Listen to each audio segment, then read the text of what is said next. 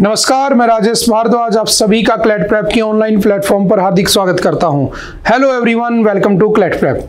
आज है 4 जून 2025 और जैसा कि आपको पता है हम डेली न्यूज एनालिसिस करते हैं, फैक्चुअल एनालिसिस करते हैं और उसके साथ साथ 20 क्वेश्चंस की प्रैक्टिस भी करते हैं। तो चलिए, आज कौन सा दिन है? तो आज है 4 जून 2025। आज कौन सा डे सेलिब्रेट किया जाता है? तो आज हम सेलिब्रेट करते हैं international day of innocent children victims of aggression. जो बच्चे इनोसेंट होते हैं वो एग्रेशन का शिकार हो जाते हैं, ठीक है। तो उनके इस बात को अवेयर करने के लिए आज के दिन इसको अवेयरनेस के रूप में सेलिब्रेट किया जाता है। तो चलिए स्टार्ट करते हैं। आज की पहली न्यूज़, आप लोगों ने ये वाली न्यूज़ को द हिंदू न्यूज़पेपर में, इंडियन एक्सप्रेस में, हर न्यूज़पेपर में इसको देखा होगा और ये हमारे एग्जाम के पॉइंट ऑफ व्यू से मोस्ट इंपॉर्टेंट बन जाती है, क्योंकि लास्ट ईयर ये न्यूज़ बहुत ज़्यादा चल रही थी। तो होता क्या है समझना, हमारे यहाँ पर जैसे आपको पता होगा टोटल जो स्टेट्स होते हैं, टोटल स्टेट्स कितने हैं? तो 28, लेकिन टोटल यूटीज कितनी है? तो 8। तो लास्ट टाइम क्या हुआ था 2019 में, जब आर्टिकल 370 को रिमूव किया गया था, ठीक है, जम्मू कश्मीर से, तो जम्मू एंड कश्मीर के बेसिकली दो टुकड़े होते हैं। एक बनता है जम्मू एंड कश्मीर और दूसरा बनता है आपका लद्दाख, ठीक है। तो सिंपल सा याद रखना, जो आपका लद्दाख है उस लद्दाख को क्या बना दिया जाता है? यूटी बना देते हैं, ठीक है। और जो लद्दाख के लोग होते हैं वो डिमांड करते हैं कि हमें क्या करो, हमें स्टेट बनाओ, और हमें स्टेट भी ऐसा वैसा मत बनाओ, हमें स्पेशल स्टेट बनाओ। तो याद रखना, हमारे कॉन्स्टिट्यूशन में कुछ शेड्यूल्स लिखे हुए हैं। ओरिजिनली 8 शेड्यूल थे हमारे पास। जैसे पहला था कि यूटी एंड स्टेट्स के बारे में लिखा होगा। सेकंड नंबर के शेड्यूल में लिखा हमने कि सैलरीज लिखी होंगी सभी की और इमोलूमेंट्स, उनके भत्ते लिखे होंगे, ठीक है। शेड्यूल नंबर 3 में हमने लिख दिया कि उनकी ओथ लिखी होंगी, छोड़कर किसको? तो except president, vice president and governor. 4th number के शेड्यूल में हमने लिख दिया allocation of the Rajya Sabha seats. और उसके बाद शेड्यूल नंबर 5 जो हमारा आता है, उस शेड्यूल नंबर 5 में हमने लिख दिया एससी और एसटीज के बारे में, जो कि पूरे भारत के हैं। और फिर हमने शेड्यूल नंबर 6 में लिख दिया एससी एसटी या स्पेशल एसटीज के बारे में, शेड्यूल्ड ट्राइब्स के बारे में। और वो कितने हैं? तो कौन कौन से इसमें है? तो याद रखना ATMM। ए से क्या बना? तो सिंपल याद रखना A फॉर आसाम। टी से क्या बना? तो टी से बना आपका त्रिपुरा, ठीक है। एम से क्या बना? आपका मेघालय। और इस एम से क्या बना? आपका मिजोरम, ठीक है। मणिपुर नहीं है, ध्यान रखना, मिजोरम। तो शेड्यूल नंबर 6 में ATMM के स्टेट्स लिखे हैं। शेड्यूल नंबर 7 में हमने डिवीजन ऑफ सब्जेक्ट्स लिखा, यानी कि यूनियन लिस्ट, स्टेट लिस्ट और उसके साथ साथ कॉन्करेंट लिस्ट। शेड्यूल नंबर 8 में हमने लैंग्वेज लिखी थी, जो ओरिजिनली 14 थी, आज के टाइम पर 22 लैंग्वेज हैं। फिर हमने बाय फर्स्ट कॉन्स्टिट्यूशनल अमेंडमेंट 1951 हमने उसके अंदर लैंड रिफॉर्म्स जोड़ दिया, जिसको हम क्या कहते हैं? Black hole of the Indian constitution.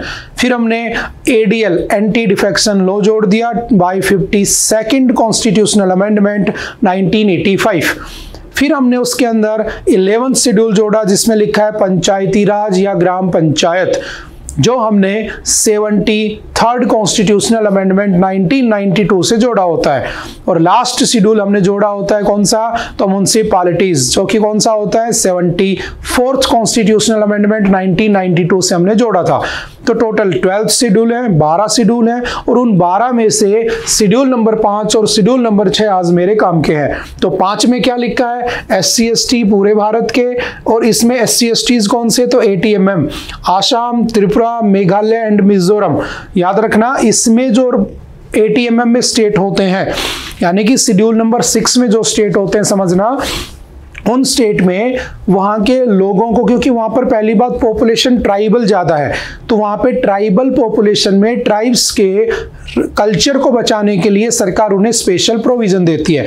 जैसे आप वहाँ पर सरकार अपनी मर्जी से इंडस्ट्री नहीं लगा सकती है, सरकार अपनी मर्जी से वहाँ डेवलपमेंट नहीं कर सकती है। वहाँ पर लोकल जो कम्युनिटीज़ होती हैं, लोकल जो हिल जो काउंसिल बनी होती है, उनसे परमिशन लेनी होती है, क्योंकि आप वहाँ पर उनके कल्चर को नहीं हटा सकते हो, क्योंकि वो कल्चरल के कल्चर के बेस पर बने हुए हैं, ठीक है। अब होता क्या है, जैसे आसाम है, त्रिपुरा है, मेघालय है, मिजोरम है, आप हर जगह आप जमीन नहीं खरीद सकते हो, आप ट्राइबल एरियाज में जमीन नहीं खरीद सकते हो, आप ट्राइबल एरियाज में अपनी मर्जी से वहां इंडस्ट्रीज नहीं लगा सकते हो, तो वहां के लोगों को स्पेशल राइट होता है। तो जब जम्मू कश्मीर को 2 पार्ट्स में तोड़ा जाता है 2019 में, तो बीजेपी या सेंट्रल गवर्नमेंट प्रॉमिस करती है कि हम तुम्हें शेड्यूल नंबर 6 दे देंगे, और उनको तोड़ दिया जाता है। बाद में वो नहीं देते हैं, फिर वो डिमांड करते हैं, इलेक्शन हो चुके होते हैं, उसके बाद दोबारा से 2024 का इलेक्शन होता है, लेकिन वो लोग उनको शेड्यूल नंबर 6 नहीं देते हैं। तो आपने देखा होगा कि एक पर्सन है सोनम वांगचुक, आपने 3 इडियट मूवी देखी होगी, वो उन्हीं के ऊपर बनी हुई है ना, आमिर खान ने उन्हीं का रोल प्ले किया था। वो जो सोनम वांगचुक है, जो एक साइंटिस्ट है बेसिकली, है ना, और वो एनवायरमेंटलिस्ट भी है, एनवायरमेंट को भी प्रोटेक्ट करने का काम करते हैं। तो उन्होंने हंगर स्ट्राइक की होती है, सरकार के अगेंस्ट अनशन करते हैं, दिल्ली तक चले आते हैं, देखा होगा आपने 4-5 पहले न्यूज में थे, उनको दिल्ली में रोक दिया जाता है, ठीक है। तो उनको बेसिकली उनकी बातों को दबाया जा रहा होता है। तो वो चाहते हैं कि हमें शेड्यूल नंबर 6 में डाल दो। होगा क्या समझना, जब आप वहां पर बाहर के लोग जाएंगे, प्रॉब्लम क्या है, जब बाहर के लोग आते हैं तो वहां पर उनका कल्चर खत्म होता है। यही इसीलिए तो साउथ और नॉर्थ में आपका लैंग्वेज वॉर चल रहा है, कि वो नहीं चाहते 3 लैंग्वेज फॉर्मूला हो और जबरदस्ती इनडायरेक्टली हिंदी उनके ऊपर इंपोज कर दी जाए, वो नहीं चाहते हैं। यही तो मैटर चल रहा है। तो ये भी नहीं चाहते हैं कि बाहर के लोग आए, तो इन्होंने कहा हमें एटीएमएम में डाल दो, क्योंकि वहां पर डाल दोगे तो वहां पर ऐसा कुछ होगा नहीं। तो सरकार ने क्या किया, इनको एटीएमएम में तो नहीं डाला, ठीक है, क्योंकि अगर मान लो तुम वहां इंडस्ट्रीज लगाते हो, फैक्ट्रीज लगाते हो, तो वहां पे पोल्यूशन होगा, पोल्यूशन होगा तो ग्लेशियर्स पिघलेंगे, ग्लेशियर्स पिघलेंगे तो वहां के लोगों का कल्चर खत्म हो जाएगा, वो जो भी कल्चरल एक्टिविटीज करते हैं। समझ में आ गई बात। तो वो इसका अपोज कर रहे थे। तो अभी सरकार ने क्या किया, बोले ठीक है, हम तुम्हें एटीएमएम में तो नहीं डाल सकते, लेकिन हाँ हम तुम्हारे लिए क्या कर सकते हैं, कुछ प्रोविजन दे सकते हैं, तुम्हें स्पेशल प्रोविजन दे सकते हैं। और वो जो स्पेशल प्रोविजन दिए गए थे, बस वही न्यूज में आज की न्यूज बनी हुई है। तो बहुत पुरानी न्यूज है, काफी टाइम तक चली थी, क्यों वो शेड्यूल नंबर 6 में जाना चाहते हैं, ठीक है, वो सारी बातें हमें पता होनी चाहिए, ठीक है। अब होता क्या है, सरकार कहती है कि अगर पहली बात, वहां पर जब भी कभी गवर्नमेंट जॉब होगी, तो वहां पर कोई भी जॉब होगी, तो वहां पर 85% जो रिजर्वेशन है वो लद्दाख के लोगों के लिए होगा। वहां पर गवर्नमेंट जॉब्स में 85% रिजर्वेशन लद्दाख के लोगों के लिए होगा। मतलब अगर 100 वैकेंसी निकलती है तो 85 वैकेंसी किसके लिए होंगी, लद्दाख के लोगों के लिए, 15 बाहर के लोगों को मिल सकती हैं। और उसमें कहा गया कि ऐसा नहीं है कि कोई भी वहां पर खुद का डोमिसाइल बनवा लेगा। अब डोमिसाइल क्या होता है, आपने सुना होगा। डोमिसाइल का मतलब होता है कि देखो, डोमिसाइल मेरा सिटीजनशिप का प्रूफ नहीं है, पहली बात ध्यान रखना। मेरा सिटीजनशिप का प्रूफ कौन सा है, तो वोटर कार्ड है, पासपोर्ट है, ठीक है। आधार कार्ड भी नहीं होता, हमने पढ़ा है। आधार कार्ड हमारा एड्रेस प्रूफ होता है, रेजिडेंस प्रूफ होता है। तो कहा गया कि डोमिसाइल अगर उसे बनाना है, तो डोमिसाइल क्या, मैं किस स्टेट का हूं वो उसमें लिखा होता है कि मैं हरियाणा से हूं, राजस्थान से हूं, पंजाब से हूं। तो अब मान लो कोई बाहर का आदमी लद्दाख आ गया और लद्दाख में रहने लग गया, और वो वहां का डोमिसाइल के लिए अप्लाई करता है, वहीं उसकी जॉब है, वहीं उसको रहना है जिंदगी भर मान लो। तो पहले क्या था, किसी भी स्टेट में आप बनवा सकते हो, लेकिन अब कंपलसरी कर दिया, कम से कम उसे 15 साल के लिए, कितने साल के लिए, 15 ईयर्स के लिए उसे वहां पे रहना होगा। उसके बाद ये कंसीडर किया जाएगा कि वो नॉन लद्दाखी था, यानी कि बाहर का था, उसे डोमिसाइल मिले या ना मिले। तो ये 2 की फीचर्स वहां की सरकार ने वहां के लोगों के लिए लॉन्च किए हैं, जो हमें पता होने चाहिए। पहले कौन सा, शेड्यूल नंबर 6 बोले हम नहीं दे पाएंगे। और याद रखना, हमारे यहाँ पर ट्राइब्स कितने हैं टोटल, 705। ये 2011 सेंसस की बात कर रहा हूं मैं, उसके बाद तो बढ़ चुके हैं, ठीक है। और सबसे ज्यादा ट्राइब्स कहां पर होते हैं, तो हमें पता है कहां पर, मध्य प्रदेश में, क्योंकि सबसे ज्यादा फॉरेस्ट भी वहीं पर है, और इसीलिए सबसे ज्यादा नेशनल पार्क भी वहीं पर पाए जाते हैं। सबसे कम कहां पर हैं ट्राइब्स, तो याद रखना हरियाणा और पंजाब, यहां पर 0 ट्राइब्स पाए जाते हैं, ठीक है। तो ये सिंपल सी बातें ध्यान रखना, ठीक है। तो शेड्यूल नंबर 6 उनको नहीं दिया गया, लेकिन उनको कुछ बातें दे दी गई हैं, तो सिंपल सा याद रखना। और वहां की जो ऑफिशियल लैंग्वेज है वो भी डिसाइड कर दी उन्होंने, कौन कौन सी, तो सिंपल 1 लाइनर में याद रखना, English, Hindi, Urdu, Bhoti and पुर्गी। ये वहाँ की ऑफिशियल लैंग्वेज अपॉइंट या उनको सेलेक्ट कर लिया गया है, तो सिंपल सा याद रखना, ठीक है। न्यूज़ काफ़ी अच्छी है, बहुत पहले की न्यूज़ है, दोबारा से सामने निकल के आ गई है। शेड्यूल नंबर 5 में कौन कौन से स्टेट आते हैं, तो शेड्यूल नंबर 6 में तो ATMM आते हैं। शेड्यूल नंबर 5 में जैसे आंध्र प्रदेश है, तेलंगाना है, छत्तीसगढ़ है, गुजरात है, हिमाचल प्रदेश है, झारखंड है, मध्य प्रदेश है, महाराष्ट्र है, ओडिशा है एंड राजस्थान। और तुम जानते हो राजस्थान के जो ट्राइब्स हैं, जैसे भील ट्राइब है ना राजस्थान में, ठीक है, आपके महाराष्ट्र में, आपके गुजरात में, ठीक है, और मध्य प्रदेश में, ये यहाँ के जो भील ट्राइब है, इन्होंने कुछ टाइम पहले किसकी डिमांड कर ली होती है, भील प्रदेश की भी डिमांड कर ली होती है कि हमें एक नया स्टेट दे दो, भील प्रदेश। हालांकि उनकी इस डिमांड को नहीं माना गया था, उनको रिजेक्ट कर दिया गया था, ठीक है, तो वो भी हमें पता होना चाहिए, तो सिंपल सा याद रखना, ठीक है। उसके बाद चलते हैं थोड़ा सा आगे, और 6th शेड्यूल जो है कॉन्स्टिट्यूशन का, उसमें अंडर आर्टिकल 244 का 2 and article 275 first of the constitution is provided for the administration of the tribal areas in Assam, Meghalaya, Tripura and Mizoram. चलो मुझे बताना कि क्या हमारे लोकसभा में और राज्यसभा में क्या SC और ST शेड्यूल्ड कास्ट और शेड्यूल्ड ट्राइब्स की जो सीटें होती हैं क्या वो रिजर्व होती हैं, और अगर होती हैं तो कौन से आर्टिकल में लिखा हुआ है, और कितने परसेंटेज सीट लोकसभा और राज्यसभा में SC ST के लिए रिजर्व रखी गई हैं। ठीक है, देखते हैं कौन कौन सी कितनी कितनी सीटें हैं। चलते हैं next. Karnataka to take up Almatti dam dispute with prime minister. देखो जो कर्नाटक के डिप्टी CM हैं, ठीक है, जो कि DK शिवा कुमार है ना, वो कह रहे हैं कि अगर हमारा ये डिस्प्यूट रिजोल्व नहीं होता है तो हम इसे प्राइम मिनिस्टर के सामने रखेंगे। तो ये इंपॉर्टेंट हो जाती है न्यूज़। अब है क्या समझना, हमारे देश में बहुत सारे डिस्प्यूट होते हैं ना। अगर हमारा डिस्प्यूट होता है तो सेशन कोर्ट है, सुप्रीम कोर्ट है, डिस्ट्रिक्ट कोर्ट है, हाई कोर्ट है, बनी हुई है। लेकिन मैंने कहा कि मान लो कोई एक स्टेट है, ठीक है, और दूसरा है स्टेट नंबर 2।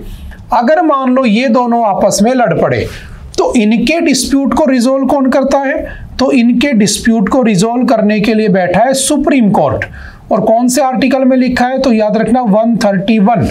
आपको पता होना चाहिए, हमने पढ़ा है पॉलिटी की क्लास में, सुप्रीम कोर्ट के आर्टिकल्स 124 से 147 वेरी करते हैं। जैसे आर्टिकल नंबर 130 में लिखा है कि वो दिल्ली में ही रहेगा सुप्रीम कोर्ट, ठीक है। आर्टिकल 348 में लिखा है कि सुप्रीम कोर्ट में सिर्फ इंग्लिश लैंग्वेज चलेगी, है ना।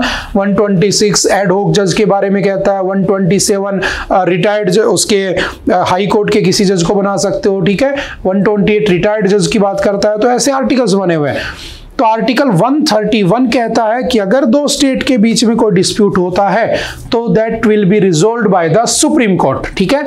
लेकिन अगर आपसे पूछे कि कोई दो स्टेट के बीच में अगर मान लो वाटर को लेकर, पानी को लेकर डिस्प्यूट हो गया, तो वाटर डिस्प्यूट कौन से आर्टिकल में रिजोल्व किया जाएगा, तो वो है आपका आर्टिकल 262, ठीक है। तो बेसिकली देखो हमारे देश में बहुत सारे रिवर डिस्प्यूट चल रहे हैं। हालांकि मैंने कुछ टाइम पहले, आपको याद होगा, SYL जो हमारा डिस्प्यूट है हरियाणा और पंजाब का, है ना, सतलुज यमुना लिंक कैनाल का, जिसमें कहा गया था कि जब हरियाणा पंजाब से अलग होता है 1966, लेकिन उससे पहले वो एक ही हुआ करते थे, हरियाणा और पंजाब, है ना, 1 नवंबर 1966 से पहले। लेकिन उससे पहले सिंधु जल समझौता यानी कि इंडस वाटर ट्रीटी हमारी हो गई थी पाकिस्तान से। लेकिन जब हम अलग हुए तो नदियां तो सारी पंजाब में रह गई, हरियाणा में तो रही नहीं। तो कहा गया अब हरियाणा को पानी कौन देगा, कैसे मिलेगा, तो SYL कैनाल का कॉन्सेप्ट आया। लेकिन अभी तक वो डिस्प्यूट चल रहा है। आपने कावेरी वाटर डिस्प्यूट पढ़ा होगा, वो भी डिस्प्यूट चल रहा है। 4 स्टेट आपस में लड़ते रहते हैं ना, कर्नाटक, केरल, तमिलनाडु और आपका पुडुचेरी। सिमिलरली एक रिवर है कृष्णा रिवर। ये कृष्णा रिवर ओरिजिनेट होती है, याद रखना, महाबलेश्वर से MP में, और MP के सतारा डिस्ट्रिक्ट से, वहां से महाबलेश्वर से ओरिजिनेट होती है। ये याद रखना साउथ इंडिया की या हमारे इंडिया की 2nd लार्जेस्ट पेनिनसुलर रिवर है। अब पेनिनसुला वाली रिवर कौन सी होती है, तो याद रखना जो नॉर्दर्न रिवर होती है ना, नॉर्थ वाली रिवर जो गंगा या फिर हिमालयन रीजन से निकलती है, हम उसे एवरग्रीन रिवर कहते हैं। क्योंकि बर्फ गिरती है, पानी जो आइस वो मेल्ट होती है, नदियां चलती रहती हैं, तो वो सारी एवरग्रीन रिवर्स है, सदाबहार है। लेकिन साउथ वाली रिवर जो है बारिश पे डिपेंड करती हैं, और बारिश के टाइम में उनके आसपास के रिजर्वायर भर जाते हैं, और जब सूखा हो जाता है तो वहां से पानी आ जाता है। तो उसमें सबसे बड़ी नदी कौन सी है? तो याद रखना आपकी Godavari, and Godavari is known as Ganga of या साउथ गंगा, दक्षिणी गंगा कहते हैं गोदावरी को, बूढ़ी गंगा भी कहते हैं गोदावरी को, ओल्ड गंगा भी कहते हैं, ध्यान रखना। लेकिन साउथ की गंगा, दक्षिण की गंगा हम कावेरी को कहते हैं।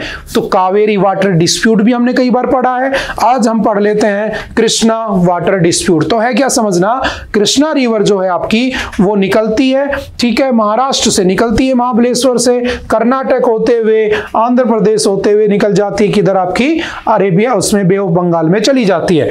तो याद रखना ये ईस्टर्न फ्लोइंग रिवर है, क्योंकि ये इधर बे ऑफ बंगाल में जाके गिरती है। कई बार ऐसे क्वेश्चन आ जाते हैं, जैसे नर्मदा और ताप्ती, लूनी, साबरमती, वो सारी वेस्टर्न फ्लोइंग है, वो बे ऑफ बंगाल सॉरी उसमें अरेबियन सी में जाती हैं। लेकिन आपकी गंगा हो गई है ना, आपकी कृष्णा हो गई, गोदावरी हो गई, ठीक है, ये सारी किस में जाती है? महानदी हो गई, ये बे ऑफ बंगाल में, वो ईस्ट फ्लोइंग रिवर्स है, ठीक है। तो ऐसे भी क्वेश्चन आ जाते हैं, ठीक है। तो ये वहां से निकलती है। इसकी ट्रिब्यूटरी कौन कौन सी है? तो याद रखना घाट प्रभा, मालप्रभा, तुंगभद्रा, ये इसकी 3 ट्रिब्यूटरी हैं, जो मेजर ट्रिब्यूटरी है, जो कि राइट साइड से मिलती है उसमें, और लेफ्ट साइड से कौन सी मिलती है? भीमा, मूसी और मुनेरू। और आपको पता होना चाहिए मूसी नदी के किनारे पर कौन सा शहर बसा है? तो याद रखना हैदराबाद। हैदराबाद जो है आपका, Hyderabad is located on the bank of Musi river, जैसे Kolkata is located on the bank of Hooghly river, ठीक है। तो सिंपल सा याद रखना, ठीक है। और उसके डिस्प्यूट को कहां पर ले जाने की बात की जा रही है? प्राइम मिनिस्टर के सामने। तो सिंपल सा न्यूज में आ गया, ठीक है। तो ये महाराष्ट्र से निकलती है और यहां से होते हुए सीधा होते हुए कहां चली जाती है? आपकी बे ऑफ बंगाल में गिर जाती है, ठीक है। तो देखो जब भी कोई नदी होती है तो उसमें ये होता है कितना पानी शेयर किया जाएगा। तो कुछ स्टेट ज्यादा डैम बना लेते हैं, कुछ स्टेट कम बना लेते हैं, और उसके बाद उनमें आपस में लड़ाइयां चलती रहती हैं, ठीक है। तो ये अब ये जैसे जैसे बारिश होगी ना, तो ये डैम्स की न्यूज ये सब आती रहेंगी, ठीक है। तो हम उसको पढ़ लेंगे। जैसे हमने मुल्ला पेरियार डैम पढ़ा था, हमने इडुक्की डैम पढ़ा था। मुल्ला पेरियार है केरल में, ओनरशिप है तमिलनाडु की, वो भी डिस्प्यूट चल रहा है, ठीक है। तो वो मेजर डिस्प्यूट हमें पता होने चाहिए। चलते हैं नेक्स्ट, भू भारती। देखो याद रखना, सिंपल नाम याद रखना, वन लाइनर क्वेश्चन है, भू भारती, ठीक है। भू मतलब भूमि, ठीक है, भारती। जैसे आपने एक स्कीम पढ़ी होगी स्वामित्व, ठीक है, याद करने की कोशिश करो। स्वामित्व स्कीम 2020 में आई थी। ये क्या स्कीम थी कि जो आपके रूरल एरियाज होते हैं ना, गांव वाले एरिया, उसमें जो जमीन होती है ना, उस जमीन को क्या कर दो? डिजिटलाइज कर दो, ठीक है। उसके रिकॉर्ड डिजिटल होने चाहिए तुम्हारे पास। अब जैसे डिजिटल रिकॉर्ड होते हैं तो बेनिफिट क्या होता है समझना। होता क्या है कि मान लो कोई रिकॉर्ड डिजिटल है तुम्हारे पास, ठीक है, तो आपके डिस्प्यूट कम होंगे। तो जो लैंड डिस्प्यूट होते हैं ना वो नहीं होंगे। वरना आपने देखा होगा कोर्टों में बहुत सारे लड़ाई के मुद्दे होते हैं, किस बात के? जमीन के, कि उसने मेरी इतनी जमीन एक्वायर कर ली, उसने मेरी इतनी जमीन कब्जा ली, ठीक है। तो ये डिस्प्यूट होगा ही नहीं। क्यों नहीं होगा? क्योंकि डिजिटल रिकॉर्ड है, उसको मॉनिटर किया जा रहा है, उसकी रिकॉर्डिंग की जा रही है। और आजकल ड्रोन्स का यूज हो रहा है, और ड्रोन्स का बहुत सारे फील्ड्स में यूज होता है। ड्रोन्स आज के टाइम की एक नेसेसिटी बन चुकी है ना, जरूरत बन चुका है, बेसिकली होना ही होना चाहिए, ठीक है। हर चीज में ड्रोन्स की हमें हमारे पास ड्रोन होना चाहिए, ठीक है। तो हुआ क्या, जैसे स्वामित्व स्कीम थी वैसे ही वो रूरल एरियाज की थी, वो हमारी गवर्नमेंट ऑफ इंडिया या पंचायती राज मिनिस्ट्री लेकर आई थी। सिमिलरली जो आपका जो तेलंगाना स्टेट है, वो तेलंगाना स्टेट कौन सा ले आया? भू भारती। तो वन लाइनर में याद रखना। फायदे क्या होंगे? अगर मान लो आपको जमीन पे लोन लेना है तो आपके पास डिजिटल रिकॉर्ड है, बैंक में जाओ तुरंत आपको लोन मिल जाएगा। जमीन डिस्प्यूटेड है कि नहीं है, देखा होगा ना कि बहुत बार लोग, आप जमीन खरीदते हो, जिंदगी भर मेहनत करते हो, जमीन खरीद लेते हो, सब कुछ सही चल रहा होता है, 2 महीने बाद पता चलता है कि जिसको तुमने पैसे दिए थे जमीन के, उसकी जमीन तो है ही नहीं, जमीन तो किसी और की थी, और जिसकी जमीन थी वो आ गया कब्जा करने, तो आपकी मेहनत भी वेस्ट हो गई। तो ये सब फ्रॉड भी नहीं होंगे बेसिकली, ठीक है। तो उसके लिए स्वामित्व स्कीम थी। यहां पर कौन सी है? भू भारती। चलो मुझे बताना, ये तो थी रूरल एरियाज में, तो हमने अर्बन एरियाज के लिए कौन सी स्कीम लॉन्च की थी, ठीक है। ये भी 2-3 बार न्यूज में आ चुका है, देखते हैं कौन बता पाता है, ठीक है। उसका नाम क्या था, कौन सा इनिशिएटिव था वो। चलते हैं next. Police drop 21 Hema panel cases as survivors stay silent. याद रखना, उसमें 21 केस को तो छोड़ दिया गया है, उसके साथ साथ 70 केस अभी भी चल रहे हैं। देखो हुआ क्या था, केरल है ना, केरल। आपने कभी साउथ इंडिया की मूवीज देखी है? आपने देखी होंगी, तमिल मूवीज देखी होंगी, तेलुगु मूवीज देखी होंगी, कन्नड़ मूवीज देखी होंगी। आप कभी देखना मलयालम मूवीज, इतनी अच्छी मूवी बनाते हैं वो लोग, उनके कॉन्सेप्ट इतने अच्छे होते हैं। मतलब कि ऐसी मार धाड़ वाली मूवीज बहुत कम बनाएंगे, लेकिन मैसेज देने वाली मूवी बहुत बनाते हैं। तो एक टाइम ऐसा था, मुझे भी बहुत पसंद थी ना, हालांकि वो डब नहीं होती है तो इंग्लिश में सबटाइटल चलते रहते हैं, तो आप देखोगे, आपको अगर पसंद आती है तो अच्छा लगता है। लेकिन हुआ क्या, 2017 की बात है, 2017 में एक केस आता है। और केस क्या आया था कि एक एक्ट्रेस होती है, वो एक केस रजिस्टर करती है कि हमारे साथ इस इंडस्ट्री में सेक्सुअल हैरेसमेंट बहुत होता है। और आप जानते हो कि जो विसाखा गाइडलाइंस थी, जो कि 1997 में आई थी, उसके बाद हम 2013 में क्या लेकर आए थे, पोस एक्ट, है ना, कि किसी के साथ भी सेक्सुअल हैरेसमेंट नहीं होना चाहिए वर्क प्लेस में। तो उसने कहा कि हमारे साथ सेक्सुअल हैरेसमेंट होता है और कोई ऐसी एक्ट्रेस नहीं है इस इंडस्ट्री में, मलयालम फिल्म इंडस्ट्री में, जिसके साथ सेक्सुअल हैरेसमेंट ना हुआ हो। और उसने जैसे बताना शुरू किया तो उसके बाद एक के बाद बहुत सारी एक्ट्रेस ने बातें खोली। जैसे आपने बॉलीवुड में कई बार सुना होगा ना, मी टू का कॉन्सेप्ट चलता है ना, कि कोई कह देता है किसी डायरेक्टर के ऊपर कि मेरे साथ इसने हैरेसमेंट किया था, फिर 2-4 एक्ट्रेस और उसके सपोर्ट में आ जाती, बाद में पता चलता है कि रियल में ऐसा हो रहा था, कुछ फेक भी होती हैं। तो वहां पर बहुत सारी एक्ट्रेस निकल के आई कि उन्होंने बताया हाँ इस डायरेक्टर ने, इस एक्टर ने सेक्सुअल हैरेसमेंट किया हमारा। बाद में जब पता चलता है तो उसमें सारे के सारे जितने भी हाई लेवल के उसमें एक्टर थे, डायरेक्टर थे, प्रोड्यूसर थे, सबके नाम आ गए। पूरी की पूरी जो हमारी फिल्म इंडस्ट्री थी ना, साउथ इंडिया या नॉर्थ इंडिया, वो पूरी की पूरी फिल्म इंडस्ट्री में हड़कंप मच जाता है।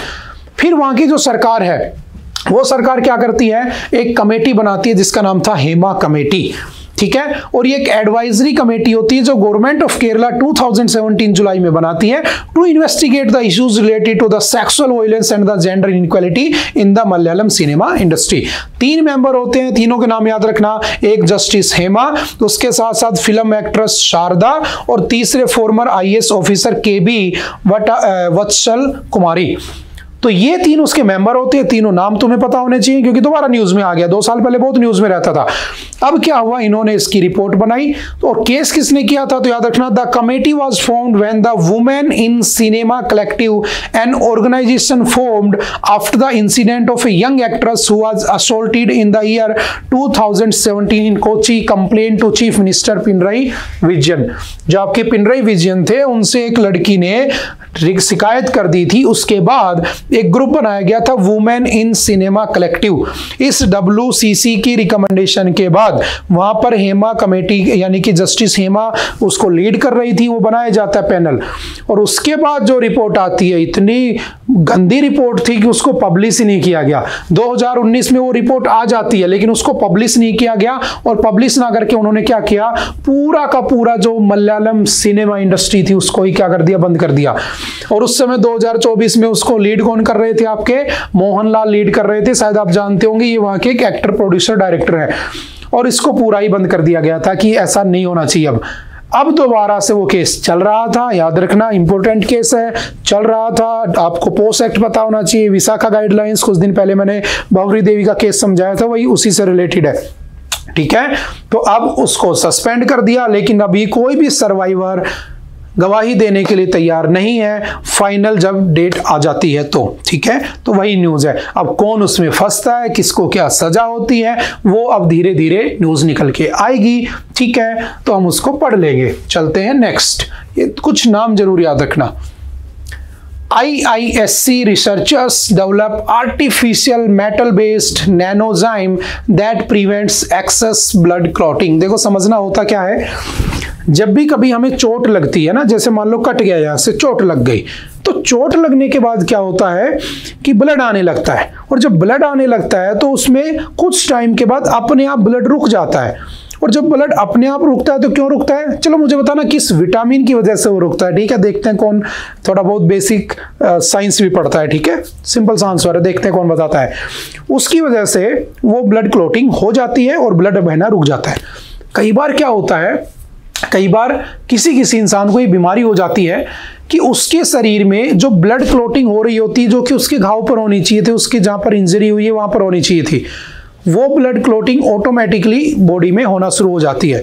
और वो ब्लड क्लॉटिंग होते होते होते होते उसकी ब्लड वेसल्स में चली जाती है।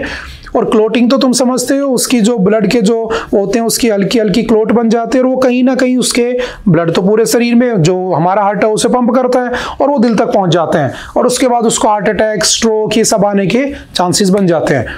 तो होता क्या है, ये जो आपका ब्लड क्लॉटिंग होती है इसे क्या कहा जाता है? हेमोस्टेसिस। तो टू टैकल दिस चैलेंज की होता क्या है, कईयों के वो क्लॉटिंग होती है और जब होती है तो बहुत ज्यादा होती है और वो ब्लड के अंदर ऑटोमेटिकली क्लॉटिंग होने लगती है जो कि उसको हार्ट अटैक की प्रॉब्लम क्रिएट कर सकती है। तो कहा गया कि इसके लिए एक नया कुछ होना चाहिए। तो कुछ नहीं, सिंपल वन लाइनर में याद रखना, एक नैनोजाइम बनाया है जो कि बेसिकली मेटल का बना हुआ है, जिसका नाम क्या है? Vanadium pentoxide. सिंपल याद रखना, वेनेडियम पेंटॉक्साइड। ठीक है, जैसे कोविड-19 के केस में, पीटी के केस में, ठीक है, oxidative stress and level of toxic reactive oxygen species वाली जो, जब आप कभी टॉक्सिक एनवायरनमेंट में होते हैं ना, जहरीली गैस आपके कांटेक्ट में आ जाती है बेसिकली, तो उस केस में आपके शरीर में क्लॉटिंग होना शुरू हो जाती है। तो उस केस में आपको एक टैबलेट दे दी जाएगी जो कि किससे बनी है? तो सिंपल याद रखना, वेनेडियम पेंटॉक्साइड, जो उसकी क्लॉटिंग को रिमूव करने का काम करता है। तो एक वन लाइनर न्यूज है, आपसे एग्जाम में पूछे तो सिंपल सा ध्यान रखना। ठीक है, क्योंकि अभी कोरोना भी चल रहा है। Next, strategy fuelled by vision powered by energy. किसने लिखा है आर्टिकल? तो हरदीप सिंह पुरी, जो कि हमारे यूनियन मिनिस्टर है petroleum and natural gas in government of India. Bharat सरकार में आज के दिन ये मिनिस्टर हैं। कौन से मिनिस्टर हैं? तो एनर्जी के मिनिस्टर हैं। तो इन्होंने बताया है कि हम भारत वाले एनर्जी लेवल पे कहां पहुंच चुके हैं। जैसे सिंपल समझना, बेस क्या है इसका आप जानते हैं, हमारा कार्बन न्यूट्रल होने का टारगेट ईयर 2070। दुनिया का कार्बन न्यूट्रल होने का टारगेट ईयर कौन सा है? तो आपको पता है 2050। अगर मुझे ये अचीव करना है, कार्बन न्यूट्रल मतलब मुझे रीन्यूएबल एनर्जी रिसोर्सेज यूज करने चाहिए, ना कि फॉसिल फ्यूल्स। ठीक है, तो मुझे क्या करना चाहिए? हाइड्रो पावर यूज करनी चाहिए, डैम से जो इलेक्ट्रिसिटी बनती है। मुझे विंड पावर यूज करनी चाहिए, मुझे सोलर पावर यूज करनी चाहिए। इसलिए मैंने इंटरनेशनल सोलर अलायंस किया था 2015 में। ठीक है, जिसका हेडक्वार्टर मैंने गुरुग्राम में बनाया था। ठीक है, मैंने यानी कि मैंने मतलब भारत ने ना, हमने इंटरनेशनल बायोफ्यूल अलायंस किया 2023 में ब्राजील और यूएसए के साथ, क्योंकि वो सबसे ज्यादा बायोफ्यूल बनाते हैं। हमने बायोगैस बनाना शुरू की, हमने गोबर गैस के नाम से गोबरधन इनिशिएटिव शुरू किया। ठीक है, हमने इथेनॉल ब्लेंडिंग शुरू कर दी थी पेट्रोल में। आपने पढ़ा होगा कि अगर 100% पेट्रोल यूज करते हो तो पैसा भी 100% देना पड़ेगा आपको जहां से ला रहे हो, और आपका पोल्यूशन भी 100% होगा। तो क्यों ना इसके अंदर 20% आप क्या मिला दो? इथेनॉल। और इथेनॉल किससे बनता है? शुगर केन के वेस्ट से। हमने पढ़ा है, शुगर केन बोले तो गन्ने के वेस्ट से। तो उसमें 20% तुम्हारा पोल्यूशन भी कम हो गया और 20% तुम्हारा पैसा भी कम खर्च हुआ। ठीक है, तो वो सारी चीजें हम काफी बार पढ़ चुके हैं बेसिकली। जैसे हाइड्रोजन से चलने वाली ट्रेन होनी चाहिए, बसें होनी चाहिए, गाड़ियां होनी चाहिए, जैसे चाइना वगैरह में चलती हैं। ठीक है, सोलर होना चाहिए सबके घर में, सूर्योदय योजना हो गया। ठीक है, 300 यूनिट्स फ्री देती है सरकार आपको ना। ये बहुत सारी स्कीम्स लाई जाती हैं। तो ये जो मिनिस्टर हैं तो अपनी सरकार के बारे में अच्छा ही बोला होगा इन्होंने, बुरा तो बोला नहीं होगा। तो सरकार ने जो अचीवमेंट्स की है ना वो सारी इन्होंने इसमें लिखी है। तो आप एक बार इसको पढ़ना, इसके की पॉइंट्स मैंने यहाँ पे लिख दिए, यहाँ से जस्ट निकाल के। ठीक है, जैसे इन्होंने बताया कि India is 3rd largest energy and oil consumer in the world. दुनिया में 3रे नंबर पे सबसे ज्यादा हम क्या करते हैं? एनर्जी और ऑयल को कंज्यूम करते हैं। इनका कहना है कि हम रिफाइनरी में 4th नंबर पे आते हैं। इनका कहना है कि हम एलएनजी इंपोर्ट करने में 4th नंबर पे आते हैं। और ये इनका कहना है कि अगर हमें 2047, क्या है मेरा 2047 का टारगेट? तो मेरे को विकसित भारत बन जाना है। विकसित भारत। तो विकसित भारत का टारगेट अगर 2047 है तो यहां तक पहुंचने के लिए मुझे उस समय आज की जितनी मेरी रिक्वायरमेंट है उससे 2.5 गुना 2.5 टाइम्स ज्यादा एनर्जी चाहिए होगी। और ये एनर्जी मुझे फॉसिल फ्यूल से नहीं आनी चाहिए। अगर ये एनर्जी मेरी नॉन रिन्यूएबल एनर्जी रिसोर्सेज से आ रही है तो मेरे लिए अच्छा नहीं है वो, क्योंकि मैं पोल्यूशन बढ़ा रहा हूं, फिर मैं उधर जाऊंगा, कार्बन न्यूट्रल नहीं हो पाऊंगा। तो मेरा ये जो है ना पूरा का पूरा एनर्जी का जो एनर्जी बनेगी मेरे यहाँ पे प्रोडक्शन, वो रिन्यूएबल होनी चाहिए। वो कैसे अचीव होगी वही सब उसमें उसने डिस्कस किया हुआ है। जैसे समझना कुछ और इसके पॉइंट्स, ठीक है। जैसे इन्होंने कहा कि जो इथेनॉल ब्लेंडिंग थी वो पहले 1.5% होती थी 2013 में। इन्होंने कहा हमारी सरकार आने के बाद हमने उसको 19.7% यानी कि 20% पहुंचा दिया। अब इस 20% करने से पहले हमारे यहां पर 38 करोड़ लीटर 2013 में 38 करोड़ लीटर क्या पैदा होती थी, इथेनॉल हम बनाते थे, उसको ब्लेंड करते थे। अब हम उसको 484 करोड़ लीटर इथेनॉल हर साल हम क्या कर रहे हैं, ब्लेंड कर रहे हैं पेट्रोल के अंदर। और जब हम ऐसा कर रहे हैं तो हमने लगभग 1.26 लाख करोड़ रुपए फॉरेक्स रिजर्व में बचा लिया। What is forex reserve? जब हमारे पास कहीं बाहर से पैसा आता है फॉरेन करेंसी और हम उसे रिजर्व करके रख लेते हैं, फॉरेक्स रिजर्व कह देते हैं। जैसे मान लो चाइना से कुछ लिया तो युआन में लेना पड़ेगा, अमेरिका से कुछ लोगे तो डॉलर में लेना पड़ेगा, किसी से रूबल में लेना पड़ेगा, किसी से येन में लेना पड़ेगा। तो वो जो फॉरेन करेंसी होती है उसे फॉरेक्स रिजर्व कहते हैं। फॉरेन डायरेक्ट इन्वेस्टमेंट अलग होता है, वो डायरेक्टली इन्वेस्ट किया जाता है किसी कंपनी वगैरह के थ्रू। तो हमने उसमें भी लगभग इतना पैसा बचाया। हमने कार्बन एमिशन में लगभग 643 लाख मैट्रिक टन पॉल्यूशन बचाया हमने, ठीक है। हमने लगभग किसानों को 1 लाख करोड़ रुपए क्या दिए हैं, बांटे हैं, किसके नाम पर, इथेनॉल ब्लेंडिंग के नाम पे। क्योंकि उन्होंने क्या किया, गन्ना उगाया, हमने गन्ना खरीदा उसका, ठीक है। ऐसा किसने कहा, आपके हरदीप सिंह पुरी ने, ठीक है। तो सिंपल सा याद रखने, एक बार जस्ट इसको पढ़ जरूर लेना, ठीक है। पूरा का पूरा आपका एनवायरमेंट की न्यूज से रिलेट कर रहा है। चलते थोड़ा सा आगे। India Australia defence ties beyond American shadows. देखो समझना, देखो दो बातें हैं। एक है क्वाड, ठीक है, जिसमें इंडिया भी है, ठीक है, जिसमें ऑस्ट्रेलिया भी है, जिसमें जापान भी है और जिसमें आपका यूएसए भी है। और ये जो क्वाड था ये बना कब था, 2007 में। 4 देशों का ग्रुप है। और ये क्वाड बना इसलिए था क्योंकि इन्हें काउंटर करना था किसे, ब्रिक्स को। BRICS Brazil, Russia, India, China, South Africa. पहले बना जब ये ब्रिक था। साउथ अफ्रीका इसमें कब ज्वाइन करता है, तो साउथ अफ्रीका ज्वाइन करता है 2010 में। आज के दिन इस पे 10 मेंबर हो चुकी है। लास्ट इसमें इंडोनेशिया जुड़ा था। अब हुआ क्या, इस ब्रिक्स को बनाया गया था इस अमेरिका को काउंटर करने के लिए, और अमेरिका ने अपने क्वाड को बनाया इसको काउंटर करने के लिए। तो समझना प्रॉब्लम क्या है, इंडिया यहां भी है, इंडिया यहां भी है। तो इंडिया दोनों तरफ से काम कर रहा है। इंडिया अमेरिका के साथ भी बैठता है, इंडिया रशिया के साथ भी बैठता है। तो होता क्या है, अमेरिका ने, जैसे डोनाल्ड ट्रंप साहब हमसे नाराज, आपने पढ़ा होगा कि G7 की समिट होने वाली है, ठीक है। और G7 इस बार कनाडा में होने वाला है, ठीक है, हमने पढ़ा है काफी बार। और G7 7 देशों का ग्रुप है जो 1975 में बना होता है। तो 2019 से 2019 से हर बार मोदी जी को, यानी कि India was invited in the G7 meeting. इस बार नहीं बुलाया उन्होंने। क्यों नहीं बुलाया, तो कहीं ना कहीं हमने ट्रंप को नाराज कर दिया है, ट्रंप साहब को नाराज कर रखा है हमने। तो कैसे नाराज हो रखे, उनकी नाराजगी का रीजन ही यहां पे समझाया गया है कि जैसे एक तरफ मेरा चाइना से दुश्मनी है, एक तरफ मेरा अमेरिका से मेरा डिस्प्यूट है, तो मुझे क्या करना चाहिए, मुझे ऑस्ट्रेलिया के साथ रिलेशन अच्छे कर लेने चाहिए। बस उसी के ऊपर ये पैसेज है, India Australia defence ties beyond American shadows. तो हुआ क्या कि कहीं ना कहीं अमेरिका से हम नाराज हैं। अब देखो, हम अमेरिका के साथ यहां भी बैठते हैं, हम रशिया के साथ बैठते हैं।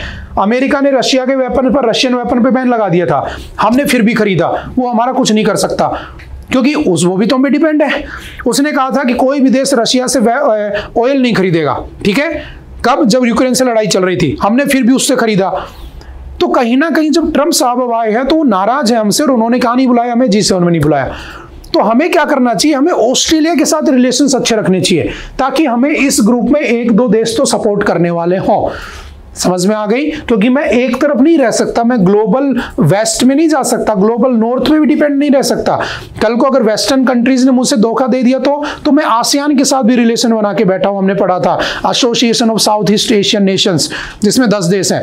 कल को चाइना मुझ पर अटैक कर दे तो वो मेरी हेल्प करे, कल को रशिया और चाइना मिलकर मुझ पर अटैक कर दे, समय का कोई भरोसा नहीं है। हो सकता है कि चाइना पावरफुल हो रहा है, रशिया उसके अंडर में चला जाए और वो हम पे अटैक कर दे, तो अमेरिका मेरी हेल्प कर दे। समझ रहे हो? तो हम क्या कर रहे हैं, बेसिकली जियो पॉलिटिक्स में को मेंटेन करने में लगे हैं। तो हमें ऑस्ट्रेलिया के साथ रिलेशंस अच्छे बनाने चाहिए, बस ये इस आर्टिकल में डिस्कस किया हुआ है। जैसे हमारे उससे डिफेंस टाइज बहुत अच्छे होने चाहिए। जैसे हम उनके साथ एक आर्मी एक्सरसाइज करते हैं, कौन सी? ऑस्ट्रो हिंद, ये हम पढ़ते हैं एक्सरसाइज की लिस्ट में। हम उनके साथ ओसी इंडेक्स करते हैं, जो कि नेवी की एक एक्सरसाइज है। ओसी इंडेक्स, ऑस्ट्रेलिया और India, navy, Austro Hind army exercise है। पिच ब्लैक की मल्टी नेशनल का जो एक्सरसाइज है, बहुत सारे लोग उसमें आते हैं। ठीक है, मालाबार, ये मालाबार कोस्ट पर होती है, तुम जानते हो भारत में मालाबार कोस्ट कहां पे है। ठीक है, तो वहां पर ये एक्सरसाइज भी की जाती है। ठीक है, एक ग्रुप है ओकस, इंडिया इसके साथ भी ट्रेड करता है, Australia, USA and UK.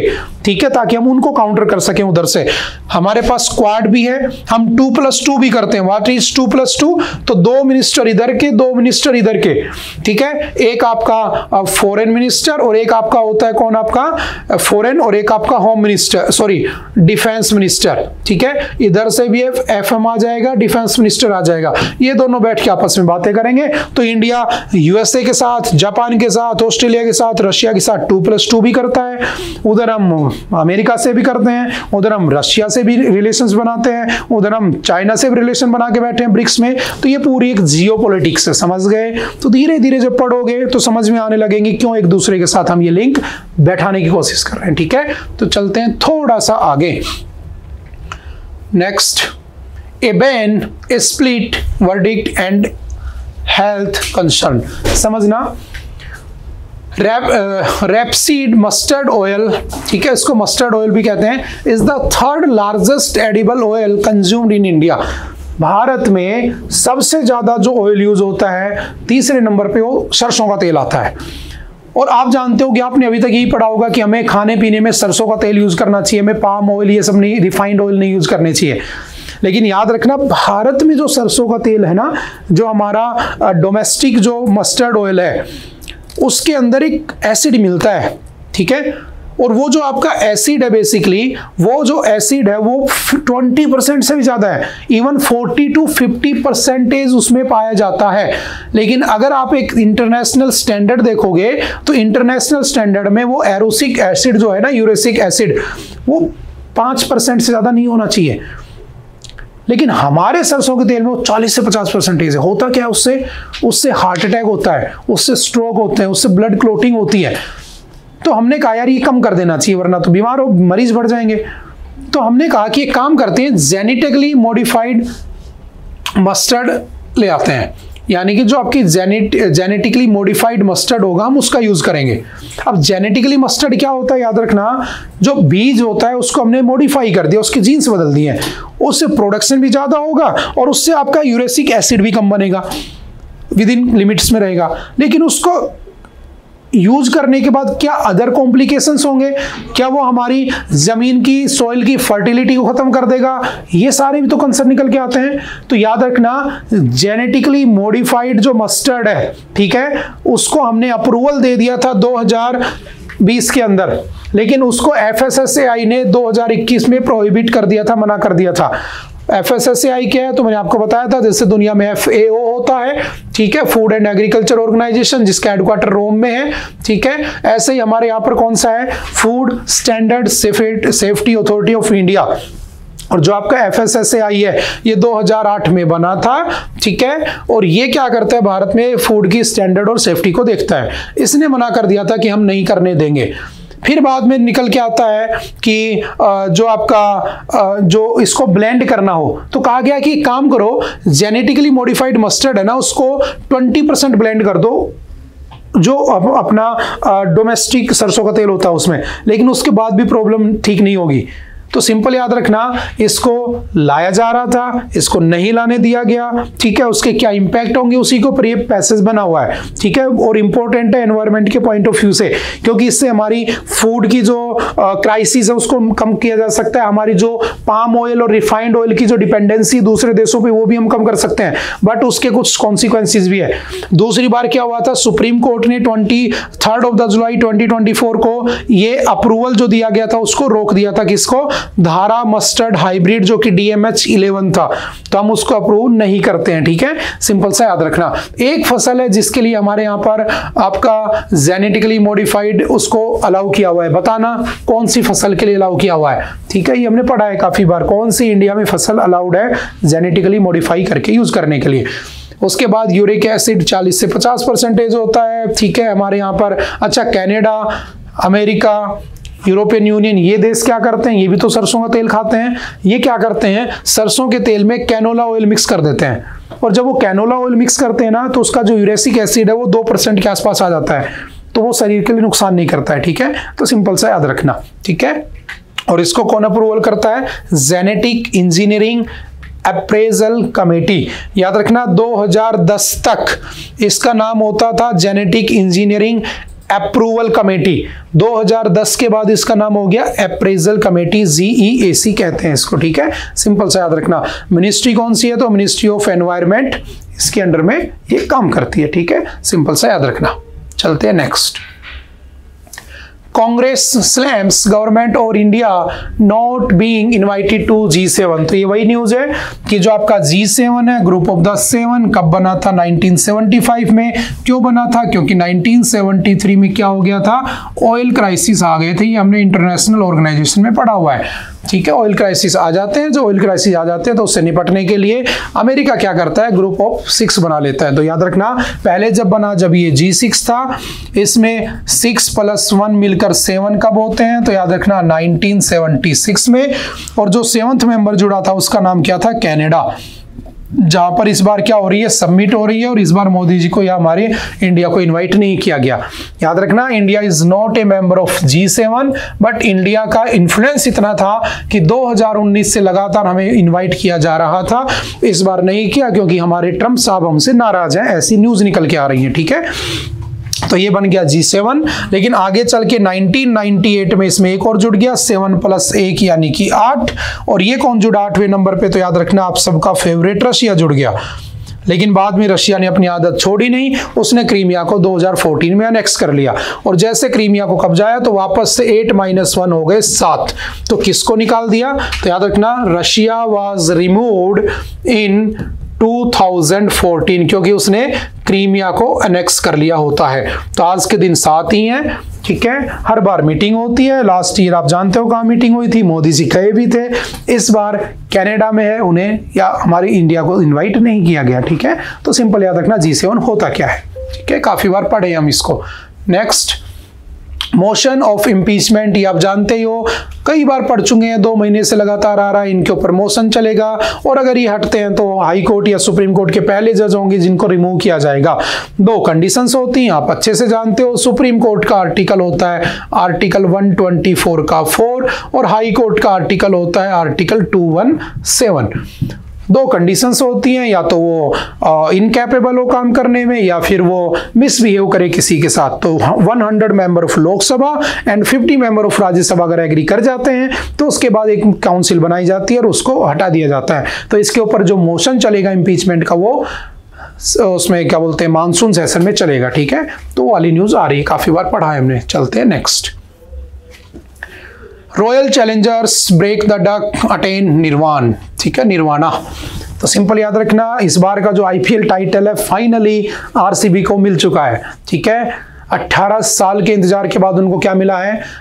IPL, ठीक है, उसका टाइटल उन्होंने जीत लिया है। किसको हराया है? तो रनर अप कौन थे? तो याद रखना, किंग्स 11 पंजाब, ठीक है, सिंपल वन लाइनर में याद रखना। ठीक है, इस टॉपिक के ऊपर हम एक MIT अपलोड कर देंगे। ठीक है, तो उसमें डिस्कस कर लेंगे अच्छे से IPL कैसे होते हैं, कब से स्टार्ट हुए थे, कब कब कौन कौन जीता है, मैक्सिमम कौन जीता। याद रखना उसमें एक ऑरेंज कैप होता है जो सबसे ज्यादा रन बनाता है उसे देते हैं, एक होता है पर्पल कैप जो उसमें पर्पल कैप बेसिकली जो सबसे ज्यादा विकेट लेता है। तो चलो मुझे बताना इस बार IPL जो हुआ है 2025 वाला, इसमें ऑरेंज कैप किसके पास है, ठीक है, और उसमें पर्पल कैप किसके पास है, ये हम देखते हैं कौन बताएगा। ठीक है, कब शुरू हुआ था, 2008 में BCCI इसको करवाता है। ठीक है, और ये इसलिए लाया गया था ताकि जो आपका क्रिकेट है उस पर एंटरटेनमेंट भी कर सके और सरकार पैसा भी कमा सके। ठीक है, तो सिंपल सा याद रखना। और इस बार कौन जीता है, RCB। ठीक है, चलते हैं नेक्स्ट। आई थिंक आज के लिए इतना ही था। आई होप कि आपको बातें समझ में आई होंगी। फिर भी अगर किसी तरह का कोई डाउट है तो आप एनी टाइम आकर मिल सकते हैं, पूछ सकते हैं। ओके, बाय बाय, मिलते हैं दोबारा से फिर कभी। Thank you, have a nice day.